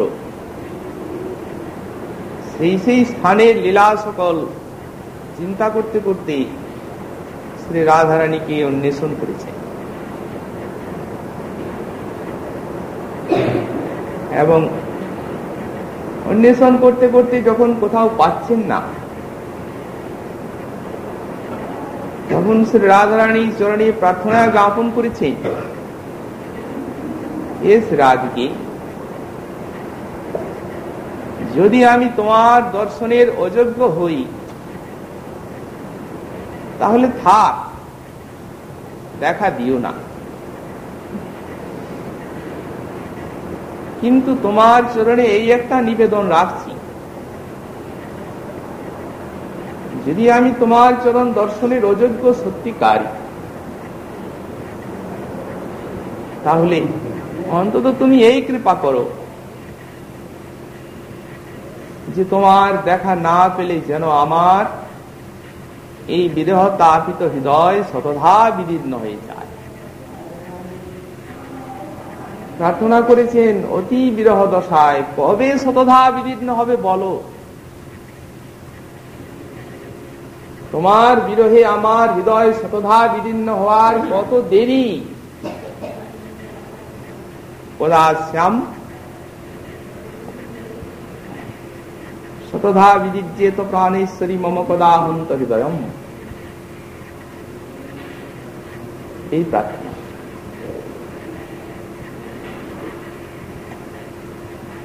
শ্রীপাদীর বিরহ ভরে একেবারে নিভৃত অন্তরের ভাষা অভিব্যক্ত হচ্ছে। কেঁদে কেঁদে বিবশ হয়ে পড়েছেন রাধারানীর বিরহে। অন্তরের বেদনা শ্লোকচ্ছন্দে নিবেদন করছেন ঠাকুরানীর চরণে।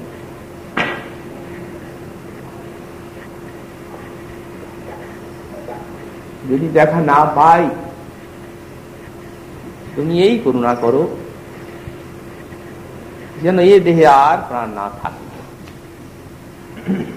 তোমার সেই বিরহ ব্যথা কতই সহ্য করব। এই বিরহ ভোগ করাই হচ্ছে সাধনা।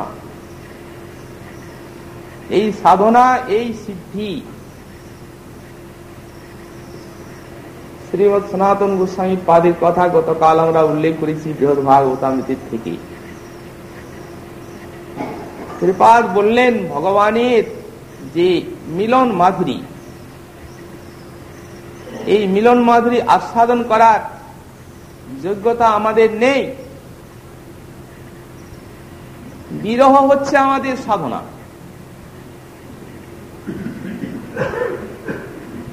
যার বিরহের অনুভব নেই তিনি কখনোই ভগবানের মিলন মাধুরী আস্বাদন করার যোগ্য নন।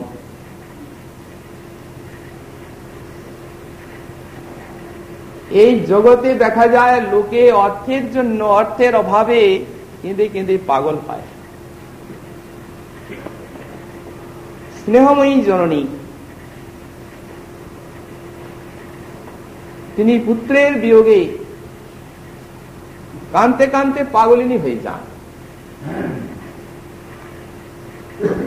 পতি বিরোহিনী সতী রমণী যারা, তারা পতির বিরহে কখন যে দিন যায়, কখন রাত্রে আসে তা বুঝতে পারেন।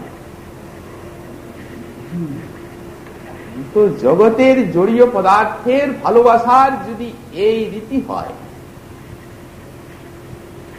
তাহলে যেখানে ভগবত রাজ্যে বিশুদ্ধ প্রেম, সেই প্রেমের সাধনা যারা নেবেন তাদের অভিষ্টের জন্য কিছুই অভাব জাগবে না মনে। তা যদি না জাগে তাহলে কেমন সাধক তিনি। বিশেষত এই রাগ মার্গের ভজনে রাগস্য মনোধর্মত্ব। শ্রী বিশ্বনাথ চক্রবর্তী পাল বললেন রাগটি মনোধর্ম।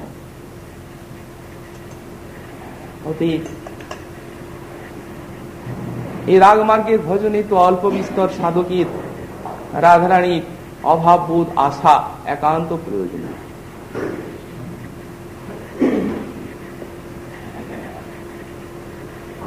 গোসাই পাদ এই জন্যই বললেন আগে বিরোহী হও, পরে মিলনের মাধুরী আস্বাদন করিও।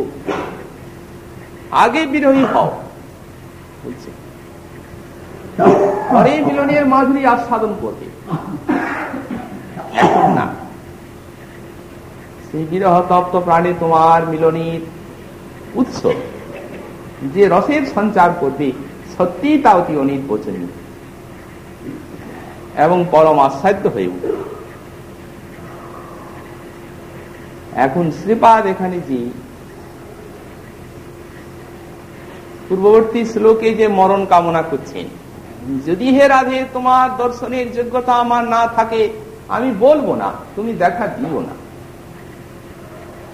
দিও না, আমি চাইবো না, কিন্তু তোমার চরণে একটি নিবেদন, যদি তোমার দেখা না পাই তো যেন আমার হৃদয়টা শতথা বিদীর্ণ হয়ে যায়, এবং তুমি বলো এটা কখন হবে।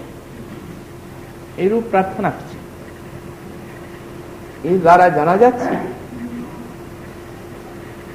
যে এখানে যে মৃতিটি তার সঞ্চয় একটি দশা, সেইটি কামনা করছেন ঠাকুরানীর চরণ। অর্থাৎ অবস্থাটি ঠিক ব্রজসুন্দরীগণের পূর্বরাগের মতো অবস্থা। শ্রীমদ রূপ গোস্বামী পাদ শ্রী উজ্জ্বল নীলমণি গ্রন্থে লিখছেন যে ব্রজসুন্দরীগণের পূর্বরাগের বিরহে 10টি দশার উদয় হয়, শেষের দশাটি হচ্ছে মৃতি। লালস দেগ জাগজ্জা তান এবং জড়ি মাতৃতু বৈয়গ্রং ব্যাধির উন্মাদ মোহ মৃত্যুর দশা দশ। এই 10টি দশা হয়। প্রথম হচ্ছে লালসা। লালসা কাকে বলে? গোস্বামী পাদ বলেন অভীষ্ট লিপ্সায়া গাঢ় গৃধনুতা লালসো মত। অভীষ্ট লিপ্সায়া অর্থাৎ অভীষ্টের লিপ্সায়, অভীষ্টের প্রাপ্তি কামনায় যে একটা অন্তরের গাঢ় গৃধনুতা মানে গাঢ় লোভ, তাকে লালসা বলা হয়। আমাদের শ্রীমদ গোস্বামী পাদ লিখেছেন যখন সাধকের অজাত রতি স্তর অর্থাৎ রতি হয়নি, তখন তার প্রার্থনাটি হবে সংপ্রার্থনা। ভগবানের কাছে যা চাইছেন সেটি সংপ্রার্থনা বলা হবে। আর যখন রতি আসবে তখন তার প্রার্থনাটিকে বলা হবে লালসাময়ী। তার মানে তখন লোভ এসেছে তার, তখন প্রার্থনাটা তার লোভ দেশানো হচ্ছে। এখন যে লোভ ক্ষণপ্রভার মতো একটু মনের মধ্যে দেখা দিল, আর তারপর পরক্ষণেই ইতর বস্তু প্রাপ্তির জন্য চিত্তে বিক্ষেপ জাগালো, গোস্বামী পাদ বলছেন সেটি লোভ সংজ্ঞায় অভিহিত হতে পারে। প্রকৃত লোভ সংজ্ঞায় সেটি অভিহিত হয় না। লোভ কাকে বলে? বললেন যখন লোভনীয় বস্তু প্রাপ্তির পূর্ব পর্যন্ত তাকে সেই বিষয়ের থেকে বিরমিত হতে দেখা যায় না, তবে তো লোভ। যতক্ষণ পর্যন্ত না সে লোভনীয় বস্তু পাবে ততক্ষণ পর্যন্ত সে সেই সাধনায় লেগে থাকে। ইতর বস্তু তার চিত্তে বিক্ষেপ জাগাবে কেন? একেই প্রকৃত লোভ বলা হয়। এখন লালসা যখন ভক্তের, তখন সেটিকে বলা হচ্ছে গাঢ় লোভ। যখন লোভ তরল থাকে তখন হয়তো অন্য বিষয়ের চিন্তা ইত্যাদি কিঞ্চিত হতে পারে, কিন্তু যখন লোভ গাঢ় হয় তখন আর অন্য কোনো ইতর চিন্তা তার মধ্যে প্রবেশ করে না। যেমন মনে করুন যখন জলটা তরল তখন তার মধ্যে অঙ্গুলি ইত্যাদি অন্য বস্তু ডুবে যায়, কিন্তু খুব শৈত্য লেগে যখন জলটা বরফ হয়ে যায় তখন তার ভিতর আঙুল ডোবানো যায়। তেমনি অভীষ্ট লিপ্সায়া গাঢ় গৃধনুতা লালসা মতো। লালসা কাকে বলা যায়? অভীষ্টের লিপ্সায় যে একটা গাঢ় গৃধনুতা মানে গাঢ় লোভ, তারই নাম হচ্ছে লালসা। গোস্বামী পাদ লালসাতুর হয়ে প্রার্থনা করেছেন ধর্মাদত্ত চতুষ্টং বিজয়তাং কিংকদ বিথা বার্তয়া শ্রীকান্তেশ্বর ভক্তি যোগ পদবী তারো পিতা মূর্ধনি যা বৃন্দাবন সিমনি ঘনাশ্চর্য কিশোরী মণি তৎকঙ্কর্জল সামৃতা তিহ পরং মম চিত্তে কিমপি ন রোচতে। এই তো লোভ, এই তো গাঢ় গৃধনুতা একে বলা যায়। বললেন ধর্মাদত্ত চতুষ্টং বিজয়তাং কিংকদ বিথা বার্তয়া। ধর্ম অর্থ কাম মুক্তি নিয়ে যারা আছেন তারা থাকুন, তা আলোচনায় আমার কোনো দরকার নেই। তার বৃথা বার্তায় আমার কি প্রয়োজন? ওগুলি শুনতে তিনি ইচ্ছুক নহেন, রাজি নন। আচ্ছা, ধর্ম অর্থ কামের বার্তা না শুনুন, ভগবানের ভক্তির কথা তো শুনবেন, নারায়ণের কথা, অন্যান্য ভগবত স্বরূপের কথা। বলেন সৈকান্তেশ্বর ভক্তি যোগ পদবী আরো পিতা মূর্ধনি। যারা ঐকান্তিক ভক্তি যোগের পথ অবলম্বন করেছেন, পরম নারায়ণ ভক্ত, পরম রাম ভক্ত, এমনকি পরম কৃষ্ণ ভক্ত, তারা আমার মাথায় থাকুন, আমার সেটিও অভিলষণীয় বস্তু নয়। তাহলে আপনি কি চান? বললেন যা বৃন্দাবন শ্রীমণি ঘনাশ্চর্য কিশোরীমণি তৎপঙ্কজ রসামৃতা ইহ পরং মম চিত্তে কিমপি ন রোচতে। বললেন এই বৃন্দাবন সীমায় যে ঘন আশ্চর্যময়ী কিশোরীমণি শ্রী রাধারানী, তার পঙ্কজ রসামৃত ছাড়া আর আমার চিত্তে অন্য কোন বস্তু রুচিকর হয় না। রুচিকর না হওয়া স্বাভাবিক, এটি তো লোক, এটি লালসা বলা হয়। তারপরে দোষাটি হচ্ছে লালসা, উদ্বেগ। যখন উদ্বেগ আছে তখন আর স্থির থাকা যায় না। শ্রী রাধারানী উদ্বেগ ভরে তিনি ওই মেঘকে আলিঙ্গন করার জন্য পাখা চাচ্ছেন সখীর কাছে। রাধারানীর যেটা কৃষ্ণের জন্য হবে, সখী মঞ্জুরিগণের সেইটি হবে রাধা কৃষ্ণের জন্য। এই জিনিসটি বুঝে নিতে হবে। তারপরে জাগর, জাগর মানে তখন আর নিদ্রা আসে না। পূর্বরাগ দশায় এই অবস্থাটি প্রাপ্তা শ্রী রাধারানী বিশাখার নিকট বললেন, সখী শ্রাবণ মাসের রাত্রি, মেঘ মেদুর আকাশ, রাত্রিকাল, এমন সুন্দর পরিবেশে পালঙ্কের উপরে নিদ্রা যাচ্ছি, সেই সময় একটি সুন্দর স্বপ্ন দেখলাম। মনের মর্ম কথা তোমারে কহিয়ে হেথা, শুনো শোনো পরাণের সই। স্বপনে দেখিনু যে শ্যামল বরণ দে, তাহা বিনা আর কারু নই। রজনী শাওন ঘন ঘন দেয়া গরজন, রিমিঝিনি শবদে বরিছে। পালঙ্কে শয়ান রঙ্গে বিগলিত চির অঙ্গে, নির্যায় মনের হরিছে। পরিবেশটি কেমন? শিখণ্ডে শিখণ্ড রোল, মত্ত দাদুরি বোল, কোকিল কুহরে কুতুহলে, ঝিঝা ঝিনিকি গাজে বাজে দাহু কিসে ঘন গাজে, স্বপন দেখিনু হেন কালে। এই পরিবেশের ভিতরে রাধারানী স্বপ্ন দেখছেন। শ্রাবণ মাসের রাত্রি, এমন সুন্দর পরিবেশ, সেই পরিবেশে তিনি স্বপ্ন দেখছেন। কি দেখছেন? রূপে গুণে রস সিন্ধু, মুখচ্ছটা যিনি ইন্দু, ও তার মালতীর মালা গলে তোলে। বসি মোর পদ তোলে, পায়ে হাত দেয় ছলে, আমা কেন বিকাইনু বলে। আমাকে কিনে নাও, তোমার চরণে আমি নিজেকে বিকিয়ে দিলাম।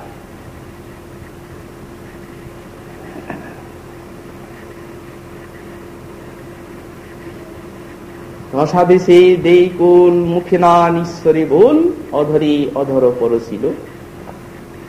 অঙ্গ অবশ্য ভেল, লাজ ভয় মান গেল, জ্ঞানদাস ভাবিতে লাগিল। সখী যদি আরেকবার নিদ্রাটা আসত, এই যে নিদ্রা বিদায় নিল, তাকে দেখালো নিদ্রা, স্বপ্নে দর্শন হলো, তারপরে ওই জাগর অবস্থা প্রাপ্ত হয়ে গেল, আর নিদ্রা আসে না। তো সখী কত সাধ্য সাধনা করছি, আরেকবার যদি নিদ্রাটি আসতো, তাহলে যদি সেই নিদ্রায় যার দর্শন হয়েছে তাকে যদি একবার দেখতে পেতাম। আর তো নিদ্রা, সেই যে বিদায় নিল নিদ্রা, নিদ্রা আর আমার কাছে এলো না, একেই জাগর বলা হয়। এখন কিঙ্করী ভাবের সাধক এইভাবে রাধা কৃষ্ণের বিরোহী এইরূপ জাগর অবস্থা প্রাপ্ত হন। তানব কৃষতা শ্রী বিশাখা বলছেন, দেখো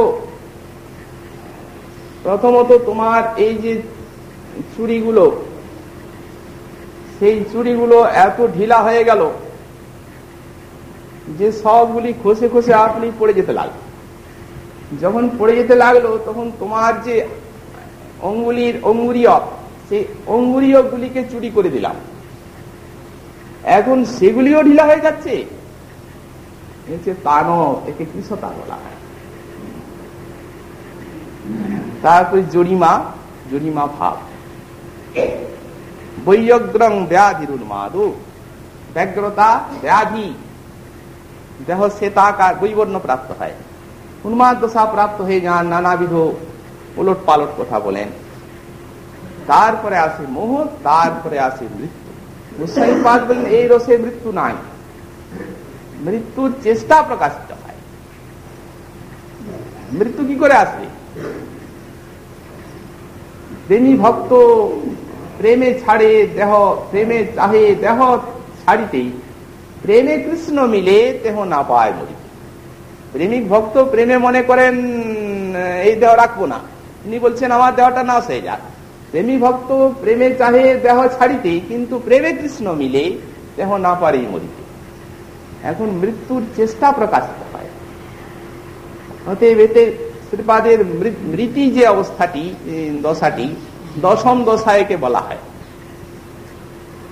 মহারাজ দশরথ দশম দশা প্রাপ্ত হয়ে প্রেমের রাজ্যে একটা শ্রেষ্ঠ যশ লাভ করলেন, কিন্তু ব্রজবাসীগণ সেই দশম দশাটি, নন্দ বাবা যশোদা মহারানী এই দশম দশাটিকে তারা অঙ্গীকার করলেন। কেন করলেন না?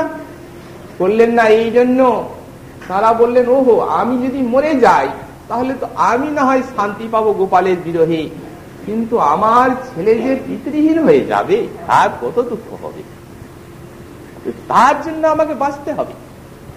তেমনি এই মধুর রস প্রিয়া প্রিয় সঙ্গ বিনা প্রিয় প্রিয়া সঙ্গহীনা নাহি জিয়ে এসে তো প্রমাণ। কিন্তু মোর সেই দশা শুনে তার যেই দশা হবে সেই ভয়ে দোহে রাখে প্রাণ। এখন আমার সেই দশাটি শুনে তার যে অবস্থাটা হবে সে বাঁচতে হবে, মরা চলবে না। মৃত্যুর চেষ্টা মাত্র প্রকাশিত হয়। গোস্বামীপাদ বললেন এই জন্য এই রসে মৃত্যু নেই। আমরা তো বলছি মঞ্জুরি ভাবময় সাধকের কথা। শ্রীপাদ রঘুনাথ দাস গোস্বামী চরণ এই ভাব বুকে নিয়ে বললেন রাধে দেখো বহু কষ্টে বেঁচে আছে, তোমার বিরহ জ্বালায় না বাঁচার মতোই। রাধারানী যেন বলছেন যদি আমার বিরহ জ্বালা তোমার অন্তরে এতই বাজে তো এখনো কি করে বেঁচে আছো? তাহলে রাধে আমি কি ভালোভাবে বেঁচে আছি? কোন রূপে দিন কাটছে, যখনই মনে হয় মরে যাব তখনই মনে ভাবি একবার না দেখেই মরবো। হ্যাঁ রাধে একবার দেখা পেয়ে যেন মরি। প্রার্থনা করছেন না দেখেই মরবো, যেন একবার দেখা পেয়ে মরি, তুমি এই কৃপা। রাধারানী কেঁদে কেঁদে প্রার্থনা করছেন আমার শত্রু হয়েছে এই দুইটি নয়ন। তার কারণ যখন হৃদয়ে কৃষ্ণ বিরহানল জ্বলে তখন সেই বিরহানলের দেহটা যখন পুড়ে যায় তখন নয়ন বলে যে আমাদের যে দর্শনাকাঙ্ক্ষা এ যদি মরে যায় তাহলে তো আমাদের দর্শন আর হবে না। তখন নয়ন জল বৃষ্টি করতে আরম্ভ করে, দেহ আর পুড়তে পারে না। জল পড়লে আর কি করে পুড়বে দেহ? নয়ন তখন নিজের হিতের জন্য নয়ন জল বর্ষাতে আরম্ভ করে, তখন আর মরা যায় না, মরাটি আর হয় না। একে মৃত্যুর চেষ্টা বলা হয়। শ্রীপাদের সেই দশা। এইভাবে শ্রীপাদ আবার সেই বৃন্দাবনের কুঞ্জে কুঞ্জে চিত্তের বিক্ষেপে খুঁজে বেড়াচ্ছেন ঈশ্বরীকে। বলেন ইহই বাবুত কুঞ্জে নবরতি কলা মোহন তনু। এই যে সেই কুঞ্জ, এই কুঞ্জে মোহনাঙ্গী শ্রী রাধার নবরতি কলার অনুষ্ঠান হয়েছিল। মোহনাঙ্গী শব্দটি দিয়েছেন অনুভবময় বাণী। মোহনাঙ্গী শব্দটি দিয়ে শ্রীপাদ একটা অনুভূতির কথা বলছেন যে লীলাটি এখানে হয়েছিল সেই সময়ে রাধারানীর অঙ্গমাধুরী দর্শন করে আর সেই পরম মোহন যে তারও মোহ এসেছিল, এই জন্যই মোহনাঙ্গী। বিশ্বমোহনকারীর মোহ এসেছিল, তাই মোহনাঙ্গী। সত্যই বলেছিলেন রাধারানী, এই অঙ্গটি এই প্রকার। এই যে মাদন রস দিয়ে গড়া প্রতিটি অঙ্গ প্রত্যঙ্গ, মোহনতনু মানে কি? চরণের নখের থেকে আরম্ভ করে একটা কেশাগ্র পর্যন্ত সব অঙ্গ প্রত্যঙ্গ গুলি কৃষ্ণের মোহনকারী, এই জন্যই তো মোহনাঙ্গী। রাতি দিনে চৌখে চৌখে বসিয়া সদাই দেখে ঘন ঘন মুখখানি মাঝি, উলটি পালটি চায় স্বাস্থ্য নাহিক পায়, কত না আরতি হিয়ার মাঝি। সই অদুঃখ লাগিয়া আছে মনে, যারে বিদগধ রায় বলিয়া জগতে গায়, মোর আগে কিছুই না জানি। কিন্তু রাধারানীর অনুভূতি, সখীর নিকটে রসদগার মরমের কথা বলছেন, যাকে বিদগ্ধ রায় বলে বিশ্বমানব জানে, যিনি অনন্ত সৌন্দর্য মাধুর্যের একমাত্র আগার, যার সৌন্দর্যে বিশ্ব প্লাবিত হয়ে যায়, তিনি আমার আগে একেবারে অজ্ঞ। যিনি পুতনা অঘাসুর বকাসুরের কাছে সর্বজ্ঞ, মা যশোদার কাছে তিনি শিশু, আর রাধারানীর কাছে তিনি একেবারে অজ্ঞ। এই জন্য বলেন মোর আগে কিছুই না জানে। জ্বালিয়া উজ্জ্বল বাতি জাগিয়া পোহায় রাতি, নিদ নাহি যায় পিয়া গুণে। নিদ্রা আসছে, কিন্তু ওই মোহনাঙ্গী রাধার অঙ্গ মাধুরী আস্বাদনের লালসায় ঘুমাচ্ছে। কি করছেন? ওই মোহনাঙ্গকে দর্শন করবার জন্য জাগিয়া জ্বালিয়া উজ্জ্বল বাতি জাগিয়া পোহায় রাতি, নিদ নাহি যায় পিয়া গুণে। খেনে খেনে করে কোলে, খেনে করে উতরলে দিলে শতবার মুখে চুমে। খেনে পিঠে খেনে দিঠে, খেনে রাখে দিঠে দিঠে, হিয়া হইতে সে যে না ছোঁয়ায়। দরিদ্রের হেম যেন হইতে না পায় স্থান, অঙ্গে অঙ্গে সদাই ফিরায়। ধরিয়া দুখানি হাতে, কখনো ধরে মাথে, কবু রাখে হিয়ার উপরে। আমার দুটি হাত কখনো মস্তকে রাখেন তার, কখনো বা হৃদয়ের মধ্যে রাখেন। নয়ন মুদিয়া রয়, কবু পুলকিত হয়। কোন সময় বা চক্ষু মুদে থাকেন, সেই অবস্থায় কখনো বা পুলকিত হয়ে যায় দেহ। বলরাম কি কহিতে পারি।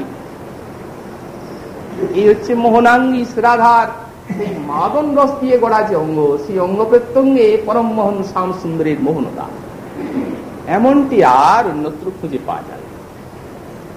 রাধার মতো রাধাই কৃষ্ণেন্দ্রিয়ালভাদি গুণের উদারা, শ্রী রাধিকা রাজতে রাধিকে ব।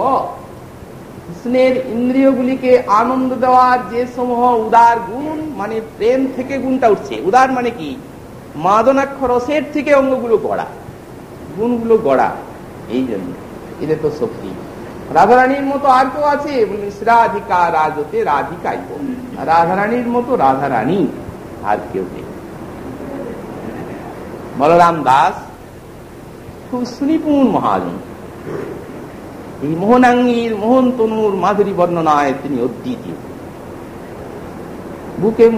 বুকে মুখে চৌখে লাগি থাকে তমু সতত হারায়, অবুক চিরিয়া হিয়ার মাঝারি আমারে রাখিতে চায়।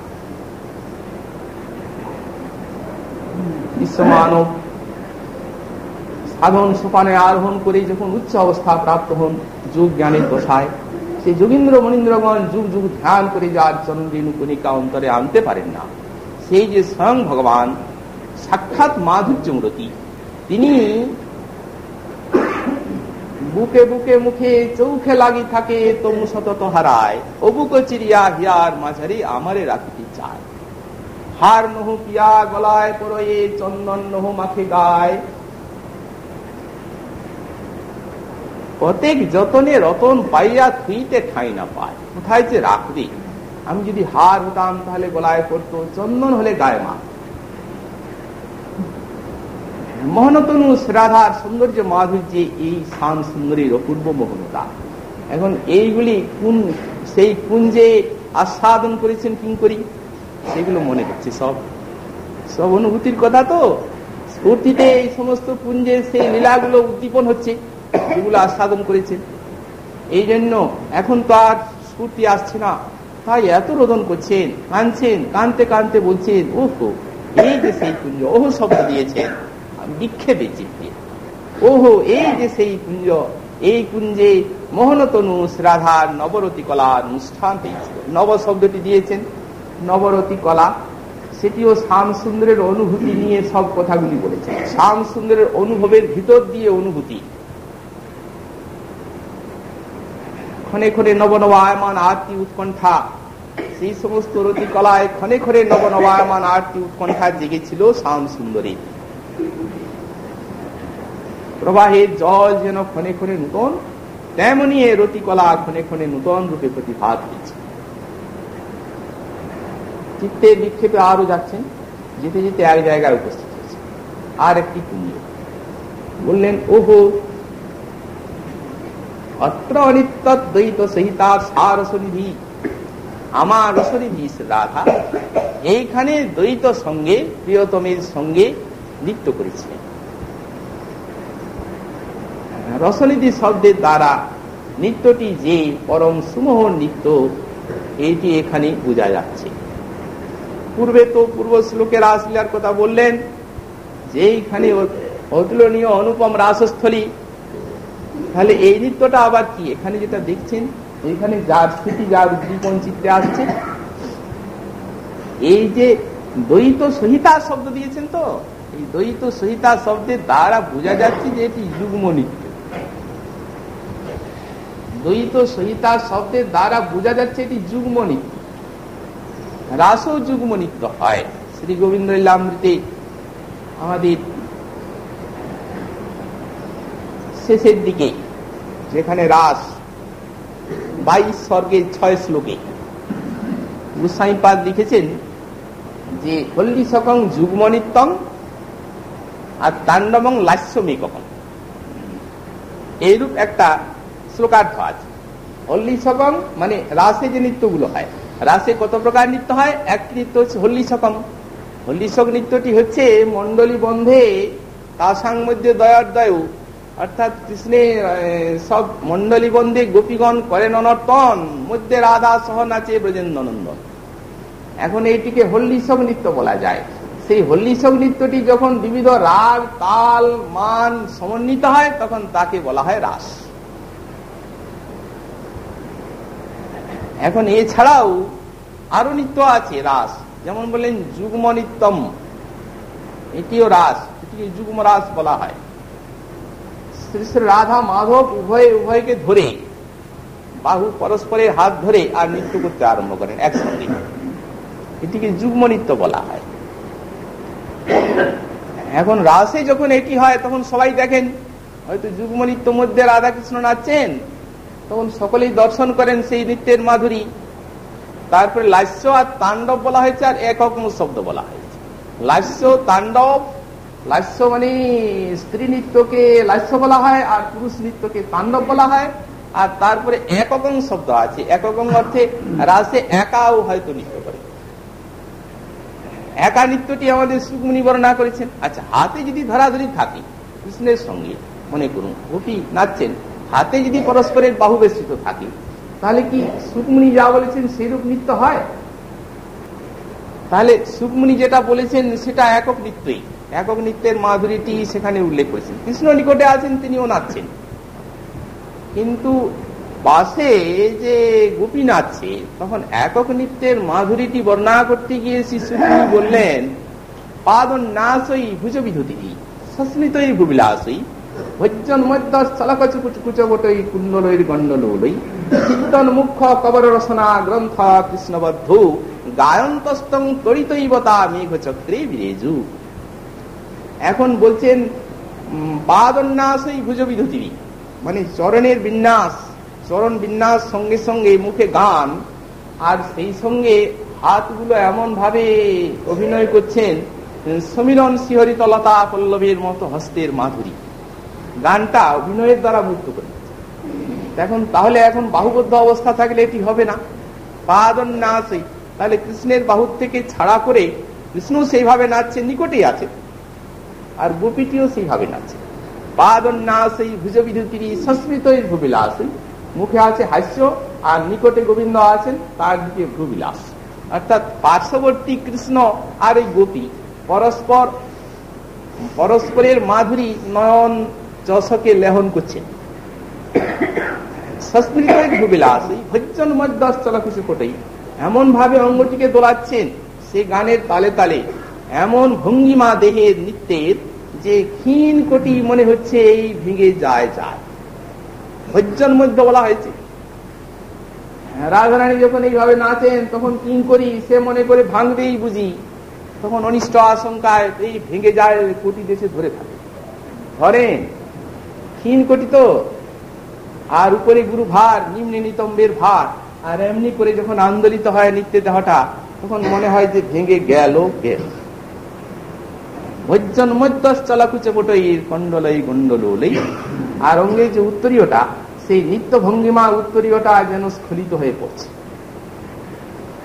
কুণ্ডল দুলছে, গণ্ডস্থের সিদ্ধন মুখ্য বললেন মুখটি ঘর্মরাজিতে শোভিত হয়েছে, মনে হয় যেন সোনার স্বর্ণমণিময় দর্পণের উপরে মুক্তা কেউ বসিয়ে দিয়েছে, স্বর্ণ দর্পণের উপরে কেউ মুক্তা বিন্দু বসিয়ে দিয়েছে।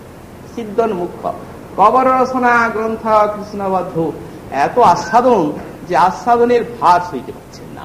গোস্বামীর পাদ বললেন আস্বাদনের ভারই যখন সইতে পারছেন না, তখন এই কবরই যে ফুলের মালা আর এই কোটি রচনা ইত্যাদি অলঙ্কার গুলোর ভার কি করে সইবেন? আস্বাদনের ভার সবাই তো তারা অস্থির হয়ে পড়েছে।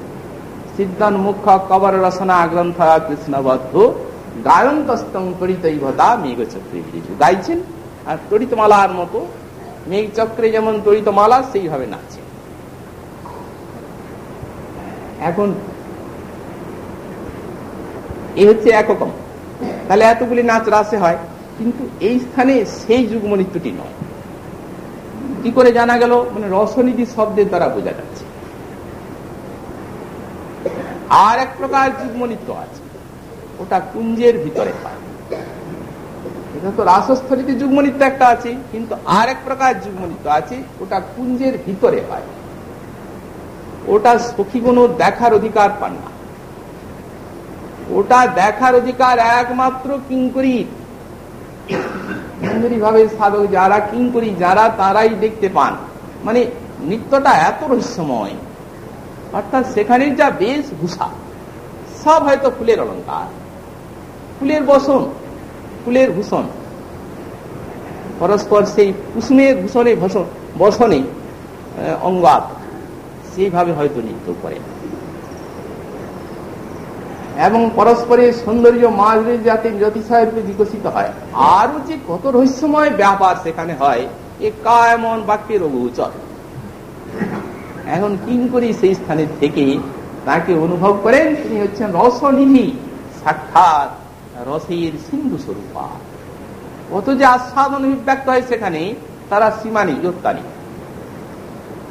এই জন্যই সেইটি অনুভব করে সেই কুঞ্জে বলছেন, এই কুঞ্জে দ্বৈত সহিতা প্রিয়তম শান সুন্দরের সঙ্গে রসনিধি আমার শ্রী রাধারানী অনিত্যৎ নৃত্য করিয়াছিলেন। হায় সেই কুঞ্জ পড়ে আছে, কিন্তু আমার সেই দ্বৈত সঙ্গী সেই রসনিধি কোথায়? যতই উদ্দীপন আসছে তত হাকা, যত আস্বাদন তত পিপাসা, যত পিপাসা তত আস্বাদন। শূন্যায়তি মহাগুষ্টম গিরীন্দ্র জগরায়তি।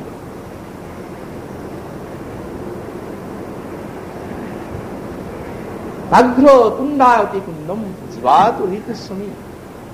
কি ভাষা মহা গোস্বামী পাদুনের মুখে বেরিয়েছে। শ্রীপাদ দাস গোস্বামী চরণ যখন এরূপ উদ্দীপনের ভিতরে যখন অভিষ্ট এসে দেখা দিচ্ছেন না, তখন সব শূন্য শূন্য বলে মনে হচ্ছে। শুনো ভেলো মন্দির, শুনো ভেলো সগরী, শেষকালে শুনো ভেলো কুঞ্জবন, শুনো ভেলো সগরী, সব শূন্য। শূন্যায়তি মহাগুষ্টম গিরীন্দ্র জগরায়। যখন এইরূপ বিপুল বিরহ জ্বালা, তখন শ্রী গোস্বামী পাদ তার যে মহাগুষ্ঠ অর্থাৎ যেখানে এত আনন্দ, সেই আনন্দময় যে মহাগুষ্ঠ শ্রী বৃন্দাবন, সে তার শূন্য শূন্য বলে মনে হচ্ছে। শূন্যায়তি মহাগুষ্ঠম, মনে করছেন গিরিরাজ, ওহু কত আনন্দময় গিরিরাজ, সেই গিরিরাজের দর্শনের জন্য একবার চাপ। গিরিরাজের উপরে শ্রীদাস গোস্বামী পাদের এত আসক্তি কেন? করুণা করে মহাপ্রভু দিয়েছিলেন সেই শিলা, যে শিলা নিয়েছিলেন না এখানে থেকে সেই সন্ন্যাসী, সেই শিলা শ্রীমন মহাপ্রভু ধারণ করেছিলেন 3 বছর।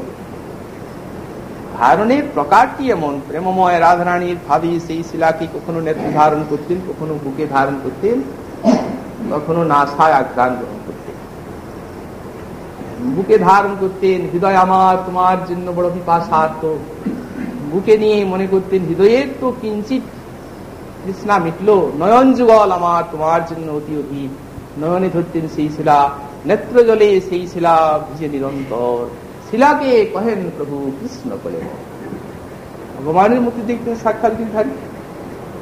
কোন সময় মনে করতেন আধার ভাবে, আহা কি মধুর তোমার অঙ্গগন্ধ, নিরন্তর নাসায় পৈছে কৃষ্ণ পরিমল গন্ধ, আস্বাদিতে প্রভু হইলা পাগল। সেই শিলার গন্ধে কস্তুরিকার নীলোৎপল তার যেই পরিমল, তাহা যিনি কৃষ্ণ অঙ্গগন্ধ। শিলার ভিতরে সেই গন্ধ পেতেন মহাপ্রভু। রঘুনাথের বৈরাগ্য ভজন নিষ্ঠা দর্শন করে মনে হলো কি দেব তাকে, এই প্রিয়তমকেই দেব।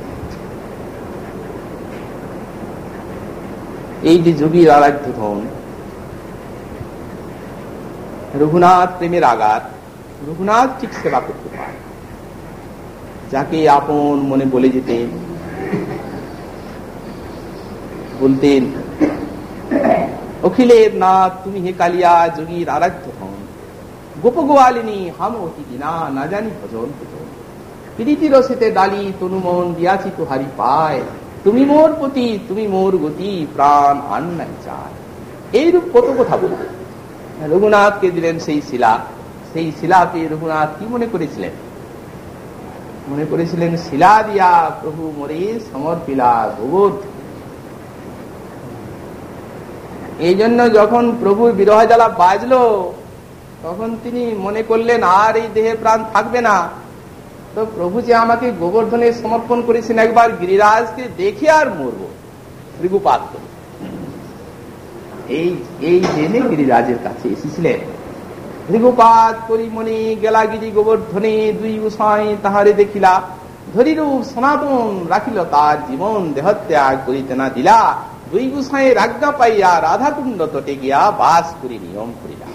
কিন্তু যখন এই অবস্থাটা আসছে, এটা ভোগ করছেন এখন শ্রীপাদ এই শ্লোকে আমাদের শ্রী সরস্বতী পাদ, শ্রী দাস গোস্বামী পাদের যখন এই অবস্থা, তখন তিনি কি বলছেন? বললেন যাই, আমার সেই প্রাণের বস্তু গিরিরাজ, তাকে দেখে নিশ্চয়ই আমার প্রাণ শীতল হবে। যখন গিরিরাজের কাছে যাচ্ছেন, তখন বলছেন এই যে অজগর আমাকে গ্রাস করতে আসছে, গিরীন্দ্র অজগরাল। তখন বিরহ জ্বালা, জীবাত রহিত সময় এখন আর রাধারানীকে দেখছেন না, কৃষ্ণকে দেখছেন না, আর সেই উদ্দীপন গুলো সব জাগছে।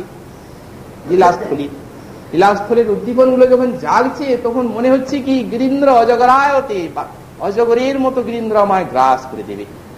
প্রাণী শান্তি নাই, সে স্থান থেকে পালিয়ে আসছেন। যাই, সেই রাধাকুণ্ড শ্যামকুণ্ড দেখেই শান্তি পাবো। ওহো, ভুল করেছি, কারণ এই রাধাকুণ্ড শ্যামকুণ্ড দর্শনেই তো একদিন আমার রাধারানীর দাস্য ভাব অন্তরে জেগেছিল।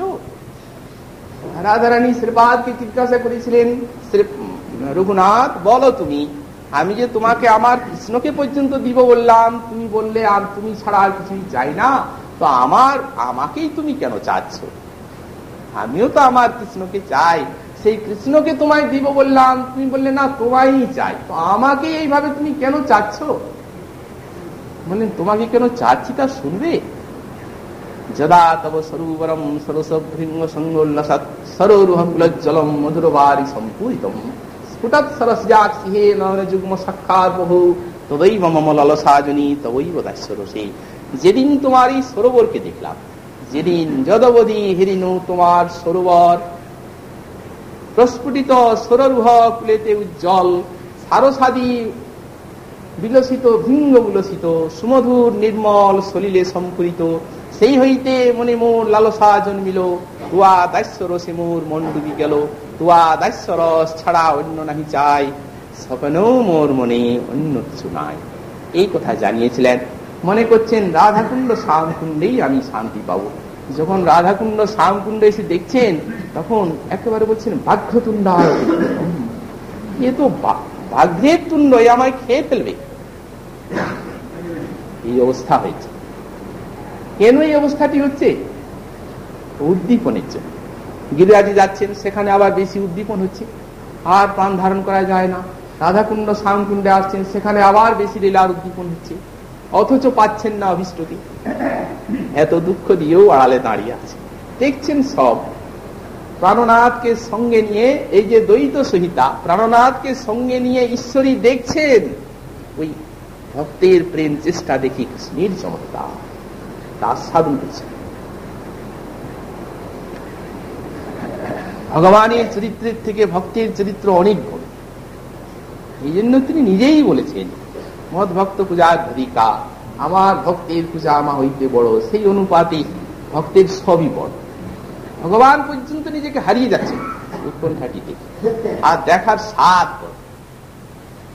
গোপীগণকে লক্ষ্য করে বললেন, যখন গোপীগণ বললেন কেন তুমি রাসে অন্তরিত হলে, আমরা যে এত করে তোমাকে ভালোবাসলাম, এমন প্রশ্নে জড়িত করলেন। এক কথায় বললেন তিনি তার উত্তর, না হন্তু সখ্য ভজতপি জন্তুন ভজাম্য মিশা মনুবৃত্তি বিদ্যয়ে যথা ধন লব্ধ ধনে বিনষ্টে তচ্চিন্তায়ান্নত নিভৃত নবী। হে সখীগণ, এই সখী শব্দের দ্বারাই জানাচ্ছেন যে তোমরা আমার প্রাণ এবং আমি তোমাদের প্রাণ। আমি কি তোমাদের ছাড়তে পারি? তবে হ্যাঁ, ধন হারা হয়ে গেলে কৃপণ ব্যক্তি যেমন তার চিত্তটা ধনময় হয়ে যায়, অর্থাৎ তার ধন চিন্তা অন্য চিন্তাকে ছাপিয়ে চিত্তের উপরে এত প্রভাব জাল বিস্তার করেছে, সেই চিন্তার থেকে নিজেকে মুক্ত করা তার খুব কঠিন হয়ে পড়ে। সেই প্রকার যখন ভক্ত আমাকে পেয়ে হারিয়ে যায়, তখন এত হাহাকার করতে থাকে